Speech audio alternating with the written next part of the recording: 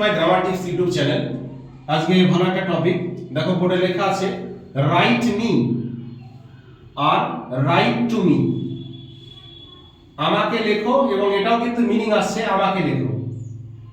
কখন কিভাবে ব্যবহার হয়, বিষয়টা হচ্ছে অবজেক্টের বিষয়টা, যে অবজেক্ট আমরা কেমন করে ব্যবহার করব একটা বাক্যে।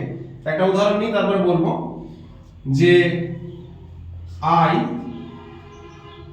wrote you a letter.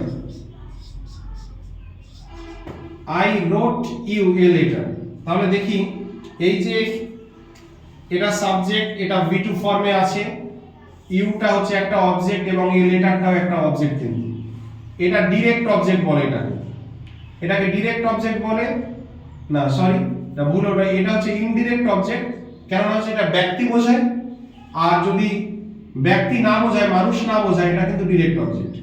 তাহলে আরেকবার বলি, মানুষ বোঝালে ইনডিরেক্ট অবজেক্ট, আর যদি মানুষ না বোঝায়, বস্তু বা কোনো জিনিস যদি বোঝায়, তাহলে ডাইরেক্ট অবজেক্ট। তাহলে বিষয়টা কি, যে আমরা অবজেক্ট বসাবো, এই ইনডিরেক্ট অবজেক্টটা তখনই বসাবো যখন এর পরে একটা ডাইরেক্ট অবজেক্ট থাকবে। আরেকবার বলি, আমরা বাক্যের মধ্যে ইনডিরেক্ট অবজেক্ট তখনই বসাবো যখন এই ডাইরেক্ট অবজেক্টটা এর পরে থাকবে।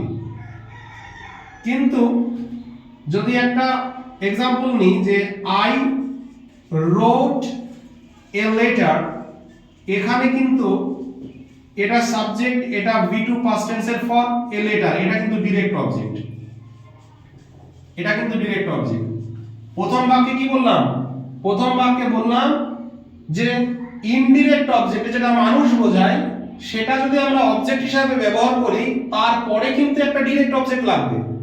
দ্বিতীয় বাক্যটা কি আছে? দ্বিতীয় বাক্যে ইনডিরেক্ট অবজেক্ট নেই, কিন্তু শুধু ডাইরেক্ট অবজেক্ট আছে। তাহলে এ থেকে বলা যায় ডাইরেক্ট অবজেক্ট কিন্তু একা একা বসতে পারে, কিন্তু ইনডিরেক্ট অবজেক্টের পরে একটা ডাইরেক্ট অবজেক্টের প্রয়োজন। তাহলে আরেকটা एग्जांपल নিই, যে এটা প্রমাণ করি কি হয়। যদি ইনডিরেক্ট অবজেক্টের আগে কিন্তু টু বসিয়েছে, কখন বসায়?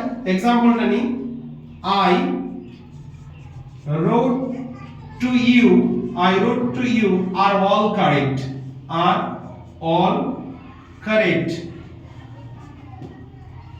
তাহলে বলছে যে ইনডিরেক্ট অবজেক্ট যখন একা বসাবো, ব্যতিক্রমে নিয়ম যদি ডাইরেক্ট অবজেক্ট না বসাই বা যদি প্রয়োজন হয়, তাহলে কিন্তু কি করব? ইনডিরেক্ট অবজেক্টের আগে কিন্তু আমরা প্রিপোজিশন টু বসাবো। আর একবার বলি, যদি ইনডিরেক্ট অবজেক্টটা একা একা বসে বা ডাইরেক্ট অবজেক্টের প্রয়োজন হয়, তখন আমরা কি বসাবো? ইনডিরেক্ট অবজেক্টের আগে টু বসাবো। তাহলে আরেকবার বলি, ফান্ডাটা হচ্ছে অবজেক্টকে নিয়ে, যদি ইনডিরেক্ট অবজেক্ট ব্যবহার করি তাহলে ডাইরেক্ট অবজেক্ট বসাতে হবে। আর ডাইরেক্ট অবজেক্ট কিন্তু একা একাই বসতে পারে, আর এখানে যদি ইনডিরেক্ট অবজেক্ট বসাই, যদি ডাইরেক্ট অবজেক্টের প্রয়োজন হয়, তার আগে আমরা কিন্তু টু বসাতে পারবো। তাহলে আশা করি ভিডিওটা বোঝা গিয়েছে। কমেন্ট বক্সে অবশ্যই জানাবে কেমন হলো। লাইক, কমেন্ট, সাবস্ক্রাইব করবে এমন ভিডিও পাওয়ার জন্য। ধন্যবাদ।